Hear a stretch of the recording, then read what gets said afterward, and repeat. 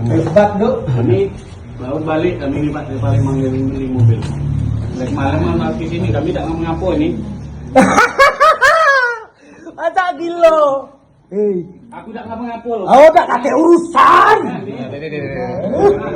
Kehebohan suami gerebek istri di Lubuk Linggau yang viral di media sosial kini berakhir damai. Meski sepakat tidak menempuh jalur hukum pidana demi psikologis anak-anaknya, sang suami tetap memutuskan untuk mengajukan gugat cerai ke pengadilan agama. Sebelumnya, ramai di media sosial suami berinisial A menggerebek istrinya berinisial S sedang bersama pria lain berinisial H, yang merupakan sopir travel di dalam sebuah kamar penginapan. Penggerebekan itu dilakukan di kamar kos RT 4 Kelurahan Marga Rahayu, Kecamatan Lubuk Linggau Selatan 2, Sumatera Selatan, Senin, 23 Februari 2026, dini hari. M. Hidayat, pengacara sang suami, membenarkan bahwa kliennya memilih berdamai dengan pertimbangan keluarga dan anak-anak. Sepakat berdamai dengan mempertimbangkan psikologi anak-anak yang masih kecil-kecil, ungkap Hidayat.